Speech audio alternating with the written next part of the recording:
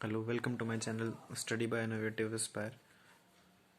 इसमें मैं आपको दिल्ली डिस्ट्रिक्ट कोर्ट में जो इंटरव्यू में मोस्ट प्रोबेबली क्वेश्चंस आने वाले हैं, जो पूछा जा सकता है, उसके बारे में मैं एनालिसिस दूंगा। जो दिल्ली डिस्ट्रिक्ट कोर्ट का पियोन, चौकीदार, ये सब के लिए जो पोस्ट के लिए जो वैकेंसी आई थी, जिसमें बच्चे फर्स्ट में सिलेक्शन हो चुके हैं, जिनका इंटरव्यू होने वाला है 15 मार्क्स का, उसके बेसिस पे कुछ क्वेश्चंस हैं जो 100% क्वेश्चन कह सकते हैं आप, जिसमें ये आ सकता है। जैसे कि पहला question, tell me about your self.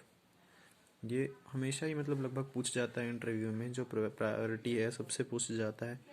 With in 4-5 minutes 2-3 minutes they will get your interview. 2-3 minute के अंदर वो इंटरव्यू अपना आपका ले लेंगे। और मैं आपको इसलिए ऐसा एक्सपीरियंस शेयर कर रहा हूँ कि ये 100% में से ही है। और भी क्वेश्चंस हैं जो पूछे जाएंगे, जो मतलब कि इम्पॉर्टेंट है, लेकिन ये तो 100% है। जैसे मैं आपको पहला एक क्वेश्चन देखता हूँ, जिसको कैसे बोलना है, क्या बोलना है।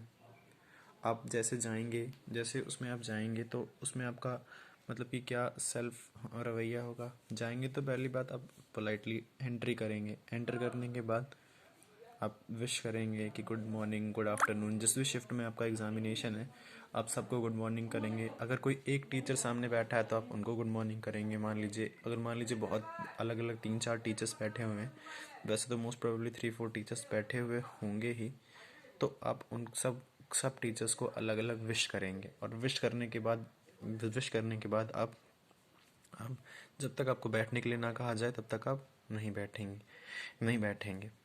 सबसे मेन बात इंटरव्यू में ये होता है कि आप अपना फियर फैक्टर ना दिखाएं। आप सबसे पहले अपनी आंखों को मतलब eye contact is to be must. हाँ, eye contact to be must. और सबसे ज़्यादा जो बच्चों में क्वेश्चन होता है कि इंटरव्यू इंग्लिश में लें या हिंदी में लें। जिस भी लैंग्वेज में आप मोर कंफर्टेबल हैं, आप उसी लैंग्वेज में लें। और ध्यान रखें कि अगर आपने हिंदी में बात करना शुरू किया है तो हिंदी में ज़्यादातर इंग्लिश के वर्ड इंट्रोड्यूस ना करें। और जब आपने इंग्लिश में बात करना शुरू किया है तो हिंदी का एक भी सिंगल वर्ड आप इंट्रोड्यूस ना करें। ध्यान रखें कि अगर मान लीजिए आप इंग्लिश में बात कर रहे हैं और आपके मुंह से हिंदी निकल गई, आप खुद भी जानते हैं कि पोस्ट की जो वैकेंसी है वो मतलब ज़्यादा है और लोग बहुत ज़्यादा हैं और सीटें बहुत कम हैं, तो माइन्यूट माइन्यूट सी चीज़ें आपको बाहर कर सकती हैं। तो अगर आपने हिंदी में बोलना शुरू किया है तो जैसे भी है, सुप्रभात, जिस भी टाइम पे आपको एग्जामिनेशन है, आप सारे वर्ड हिंदी में बोलें। और अगर आप इंग्लिश में बात करना चाहें तब सारे वर्ड इंग्लिश में ही बोलें। देखिए, पहला क्वेश्चन है tell me about your self. तो इसमें आपको बताना क्या होता है, आपका नाम, आप किस जगह रहते हैं, आपकी क्या एजुकेशन है, क्वालिफिकेशन, एक्सपीरियंसेस, क्या काम कर रखा है, कोर्सेज, हॉबीज़ की, फैमिली के बारे में, ये सब आपको इसमें बताना रहता है। तो मैंने एक इंट्रो जैसा ये लिख के दिया है जो आपको मतलब कि काम देगा कि कैसे बोलना है और क्या कहना है। जैसे मान लीजिए पूछा गया tell me about your self, तब बोलेंगे hello sir, my self Vishal, जो भी आपका नाम है। I am from Gurugram, I have completed my graduation from Delhi university in chemistry honours with first division. जो भी आपने कर रखा है वैसे ही। I have done my grade from 12th grade from CBSE। I am done also done Tally courses in computer apart. अब जो भी आपकी क्वालिटीज़ हैं या अचीवमेंट्स हैं, आप वो भी इंट्रोड्यूस कर सकते हैं।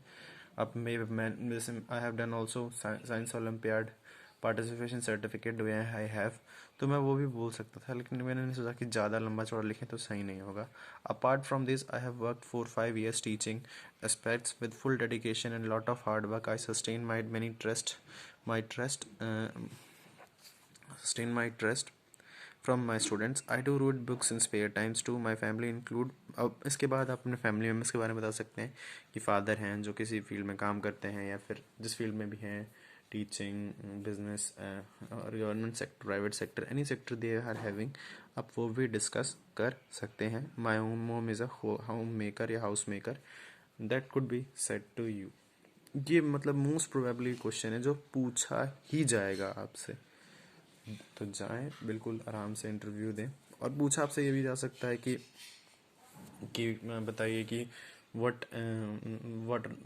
What are the qualities to the peon है, क्योंकि पियोन बेस्ड पे जॉब है, तो क्या क्या क्वालिटी हो सकती हैं। तो उसके बेसिस पे भी आप मतलब कि बता सकते हैं कि पियोन जो होता है वो लॉयल होता है। ठीक है, तो ये क्वेश्चन बहुत ही ज़्यादा इंपॉर्टेंट है, जो मतलब what are the qualities to peon have. तो आप लिख सकते हैं, जैसे मान लीजिए क्वेश्चन मुझसे पूछा गया कि what are the qualities do peon have, तो आप क्या जवाब देंगे।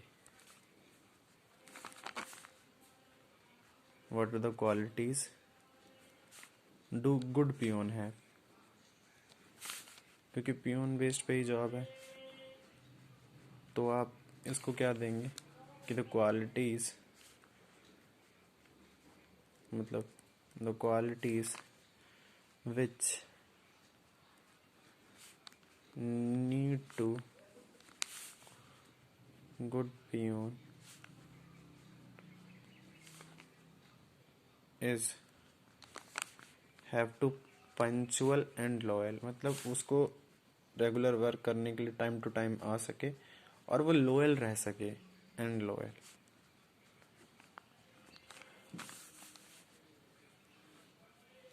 ही seems to be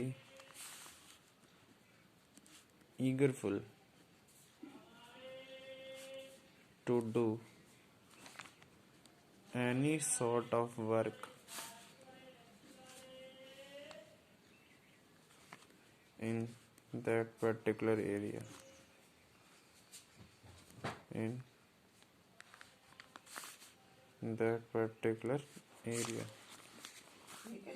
तो ये आप कह सकते हैं